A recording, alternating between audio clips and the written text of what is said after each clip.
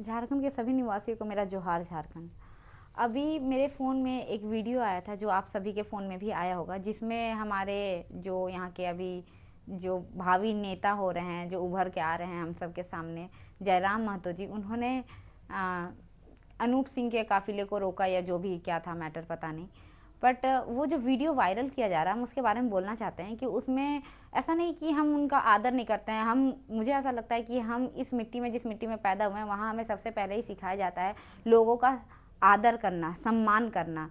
और ख़ास करके जब हम लोकतंत्र चिल्लाते हैं तो लोकतंत्र में किसी इंसान का आदर नहीं होता है। इंसान का खास करके अगर संवैधानिक तरीके से हम कहें तो जो कुर्सी होता है ना, जिस पद में कोई इंसान बैठता है उस पद की एक गरिमा होती है और उस पद का रिस्पेक्ट होता है, इसीलिए उस इंसान का इज्जत किया जाता है। चाहे कोई आईएएस ऑफिसर हो, चाहे कोई एमएलए हो, चाहे कोई एमपी हो, तो उस पद की गरिमा का हम ध्यान रखते हैं और उस पद का हम सम्मान करते हैं।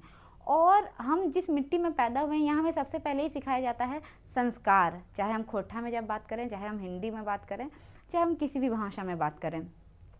तो पता नहीं, लोगों ने तो बहुत सराहा उस वीडियो को, बहुत तालियां बजाई। जो उनके सपोर्टर्स हैं उनके हिसाब से बहुत अच्छा बात है, उन्होंने बहुत अच्छा किया। बट मेरा अपना एक ओपिनियन है, मेरी अपनी एक विचारधारा है जो मैं आप लोगों के सामने रखना चाहती हूँ। और मैं ये विचारधारा एक झारखंड के नागरिक होने के नाते रख रही हूँ, ना ही कि मैं उनकी विरोधी हूँ इस वजह से, और ना ही मैं अनूप सिंह की सपोर्टर हूँ इस वजह से। नहीं, मैं एक इंडिपेंडेंट होने के नाते, एक यहाँ के नागरिक होने के नाते, जो हम लोग को संस्कार दिया गया है, जो विचारधारा है, मुझे लगता है जैसा होना चाहिए उसके हिसाब से। एक लोकतंत्र में एक बात बताइए, कोई भी विधायक है, ठीक है, वो सामने से अगर आता है तो अगर उसका रास्ता दे देने से हम छोटे तो नहीं हो जाएंगे। और होना नहीं होना अलग बात है, हर बात को बोलने का एक तरीका होता है, एक तहजीब होता है। आप साफ साफ किसी को चोर बोल रहे हैं जो भी, और लोकतंत्र में आप कैंडिडेट है, अच्छी बात है, आप साफ साफ कह रहे हैं I am also the candidate, it's okay, you are also the candidate, but it doesn't mean that you can disrespect anybody, forget about that person is current MLA or that person is normal person, ठीक है। nothing can give you that power so that you can disrespect anybody, either you are MLA, आप तो candidate हो ना भाई, आप MLA बनने के बाद भी आपको वो अधिकार नहीं है कि आप किसी की डिसरिस्पेक्ट करो।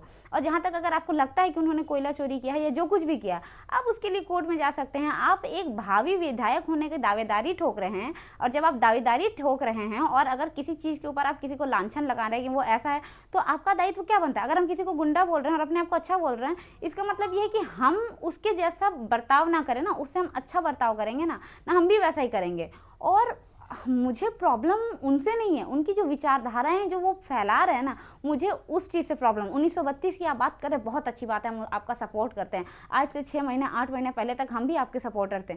लेकिन आप जिस तरह का बदलाव कैसे आता है? बदलाव विचारधारा से आता है।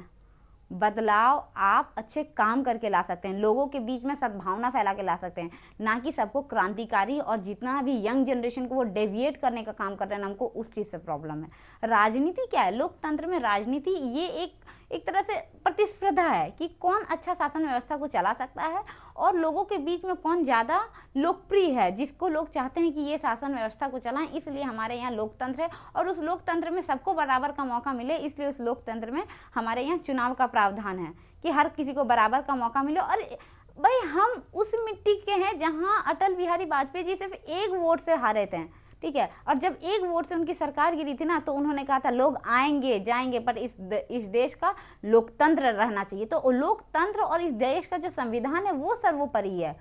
आप हम थोड़ी किसी मतलब अभी देश में हम लोग मतलब क्या कहते हैं, मतलब हम गुलाम हैं क्या? हमें क्रांति की ज़रूरत है, ठीक है। क्रांति सोच में आनी चाहिए ना कि हमको शिक्षा से जोड़ना है आने वाली व्यवस्था को। हम ऐसा काम करेंगे कि क्रांति ला देंगे, मतलब किस तरह की क्रांति है? हम गुलाम है, हमें किसी का विरोध करना है, मारपीट करना है, एकदम जान मार देना है किसी को। यहाँ कोई भी हमारा दुश्मन नहीं है, ठीक है। हम बदलाव चाहते हैं लेकिन मारपीट नहीं चाहते हैं, हंगामा नहीं चाहते हैं। लेकिन ये चीज़ मुझे जब लोकसभा था तब भी मैंने इन चीज़ों को देखा, क्योंकि देखिए पॉलिटिक्स अलग चीज़ है, नेता कौन नेता बनेगा क्या बनेगा उससे कोई फ़र्क नहीं पड़ता है। लेकिन जो चीज़ें अभी हो रही है, खास करके एक बात बताइए, लोकतंत्र का मतलब है कि कोई भी इलेक्शन लड़ सकता है जो एलिजिबिलिटी को फुलफिल करता है, और हर इंसान को अधिकार है। आप लोकतंत्र में हैं, इसीलिए आप जयराम महतो, आप सिंगल हैंडेड आप जो इस जगह तक पहुंचे ना, क्योंकि आप लोकतंत्र में, ये तो सबसे बड़ा साक्ष्य है आप अपने आप में। लेकिन आप इस जगह तक पहुंचे क्योंकि आपको बोलने का मौका दिया गया। तो जब आपको बोलने का मौका दिया गया है और आज आपके पास इतने फॉलोअर्स है, इसका मतलब क्या आप दूसरों को बोलने का मौका नहीं दीजिएगा? लोकतंत्र का मतलब ही होता है कि आपके एक पक्ष होता है, दूसरा विपक्ष होता है। विपक्ष तो होना ही चाहिए, और जहाँ विपक्ष नहीं होगा मतलब कि तानाशाह है वो जगह। और अगर आपके पास मान लो लाखों के फॉलोअर्स हैं, इसका मतलब आप जिसके पास 10 आदमी, मान लीजिए मेरा कोई फॉलोअर नहीं, तो मुझे बोलने का अधिकार नहीं है क्या? बोलने का अधिकार खत्म हो जाता है, ऐसा कुछ है क्या? ये लोकतंत्र यहाँ बराबर का। और ये झारखंड है, झारखंड की मिट्टी में ही प्यार है। एक गांव में मत तो कुर्मी, तेली, मांझी, ना जाने कितने सारे जाति के लोग एक साथ रहते हैं और सालों से रहते आ रहे हैं। अब ये चीज मत फैलाइए कि कोई अगर आपके पार्टी का नहीं है तो उसकी बातों को सुनना ही नहीं है। आपने इस तरह का विचारधारा फैला दिया है जयराम महतो ने, खास करके हमारे यंग जनरेशन को। आप शिक्षा के ऊपर क्या किए हैं? इतने सारे एडवर्टीजमेंट चल रहे हैं आपके ऊपर, इतने सारे एड्स चला रहे हैं, आपके इतने फॉलोअर्स हैं। मेरा तो ये मानना, आप बहुत पढ़े लिखे हैं ऐसा दावा करते हैं, तो आपको तो एक पूरा चेन चलाना चाहिए जिसमें बच्चों को एजुकेट करना चाहिए आपको, फ्री ऑफ कॉस्ट का। जो भी बच्चे तैयारी करना चाहते हैं, आप अपने, आपके पास जो फंडिंग आता है, लोग आपके ऊपर इतना विश्वास दिखाते हैं, उस विश्वास के नाते कम से कम कोई बहुत बड़ा चीज़ तो नहीं है जिसके लिए विधायक बन के ही वो काम किया जा सकता है।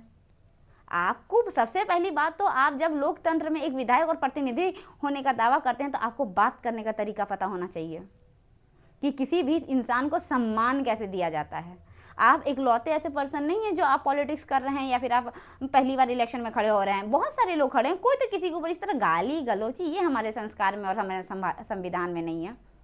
और हम बेवकूफ़ हैं कि इस चीज़ को, ठीक है, बात करने का एक तरीका होता है। पक्ष में आपके स्कूल, जब हम स्कूल में भी पढ़ते थे तो हमारे में वाद विवाद प्रतियोगिता होता था।